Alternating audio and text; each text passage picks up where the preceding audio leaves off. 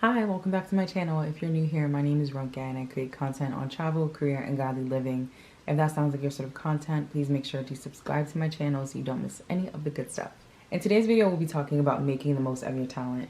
Talent is one of those things that a lot of us can relate to. We might feel that we have a natural gifting in a particular area, or we might feel that we want to gain more of a gifting in an area. Now, while there's still an ongoing debate about the whole nature versus nurture thing, I do think it's important to understand that nurture does have a role to play. When we try to equate great talent, a lot of people will attribute that either to, let's say, their favorite artist or their favorite athlete, for example. In both instances, whether it's an artist, whether it's an athlete, these are usually individuals who are working extremely hard to maintain the talent that they have. Yes, they may just have the natural inclination towards that thing. For artists, maybe it's just someone who's very musically inclined, but I can guarantee you there is work that they've put in to take their talent to where it's gotten to. So in this video, I'll be sharing tips that all of us can use in maximizing our talents. I think the first thing you actually need to do before you start trying to maximize your talents is do a proper self-assessment. Make sure you have an understanding of what your talent is and where your talent is. There are some people who, in their mind, they sing extremely well, and in reality doesn't quite translate that way. Or there are some people who probably feel like they are the best chef on earth, and their food don't really taste all that good. So you want to make sure that you are doing a proper self-assessment and asking the right people for feedback to have an understanding of what your talent is. That doesn't mean that what they say or what you determine is where you're going to stay at. This is just the starting point. We want to know where we are so that we know where we're starting from in order to get to where we want to go to. When you're also doing the self-assessment, I think it's important to try to identify all the different talents that you have and prioritize them. There are some people who might be talented in, let's say, singing, and so they want to release an album. But they're also very talented with children, and so they want to go into childhood entertainment. But they're also very talented with writing, and so they want to write a book. But they're also talented with, like, photography, and so they want to do nature photography. If you try to do all of those things, you might not have the bandwidth to do it. And so being able to understand what your primary talent is, I think is very key. Or also being able to understand the season that you're in that would give you easy opportunities to be able to practice certain talents. And I want to also encourage you that when you're doing the self-assessment, be a little unconventional with how you define talent.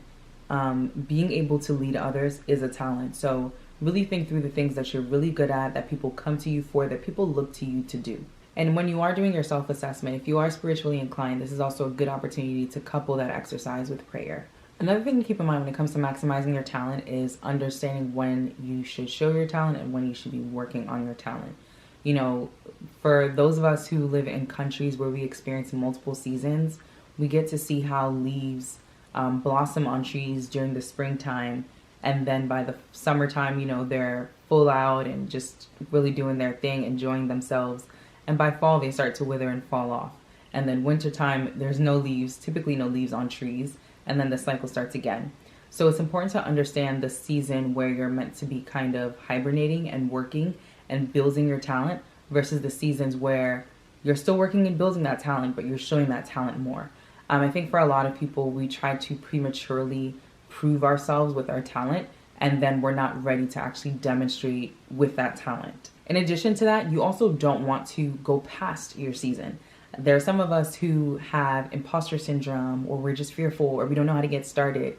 And so we have a talent that we could actively be using now, actively be demonstrating now, and we're putting a lid on it and not doing it because we don't know where to get started or we're scared. If you don't know where to start, sometimes you just start if you know that you're ready. So I would recommend once again that you need to identify where exactly you are in terms of your talent development process to determine if you still need to hibernate some more and work on it, or if it's time for you to just launch out and get started. The third thing when it comes to maximizing your talent is, of course, practicing your talent. You cannot tell me you want to be an opera singer and you never, ever practice. You need to make sure that you're identifying the specific things that you can be working on to refine your talent. If you are someone who is a home chef, you can work on plating. Now, of course, I know that depending what your talent is, there are some things that might be extremely cost intensive. And so you do have to be a little creative if you ain't got the means, which is fine. But, you know, try to be creative in terms of how you can still practice and still improve your craft without necessarily digging yourself in a deep financial hole. For example, let's say you're someone that's into making cakes. I would like to believe that if you play around with Play-Doh just to get an idea of how you like to form things, that might be a good way to eventually transfer into the fondant space, because I know fondant is a little bit more expensive than buttercream. So there are different ways that you can probably practice your talent. You can also find individuals who are actively already working in that area, or extremely skilled in that area, who are willing to mentor you, that you can practice with, or other individuals who can coach you, who can support you, whatever the arrangement you have is. But finding people who are kind of actively in that space that can help you practice the talent would also be a good idea.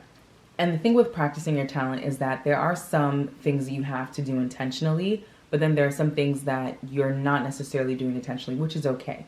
And so you might look back on your journey 2 years later and say, oh, I was doing all of these things and they were actually preparing me to demonstrate my talent and I didn't realize it.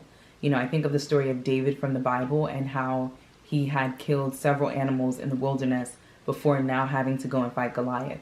So in as much as, yes, you want to put forth your best effort and intentionally work on mastering your talent, I also feel that in general, if you're doing your best and excelling in every area of life as best as you can, it'll still find ways to impact your talent.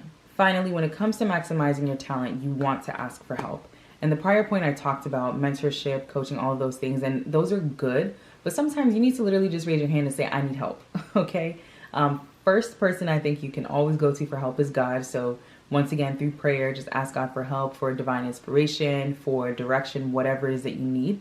But also feel free to ask others. Also feel free to ask people how they navigated the journey, how they determined which of their talents to prioritize. You know, ask people questions on whatever it is that you think you need that will help you and that will be beneficial for improving your talent. Now, of course, the thing to keep in mind is that just because you're asking someone else for help doesn't mean you have to replicate what they're doing. You can take what they've done, take the information, and apply it in your own different way. You can also not take all the information they give you, right? So there are some things that work for some that won't work for others. So it's important for you to kind of determine what you take and what you don't take. As we're wrapping up this year and planning ahead for the year 2024, which I'm super excited about, by the way, I really want to encourage you all to get very intentional in thinking through the talents that you want to develop in the next year. It's never too late to start if you started already, or if you're trying to start even in 2023, but it's also never too early to get started. So start now, start thinking through how you want to maximize your talent, and just know that I am rooting for you. That's all I have for today's video. Please make sure to like this video, share it with others, and subscribe to my channel for more travel, career, and godly living content. See you in the next one.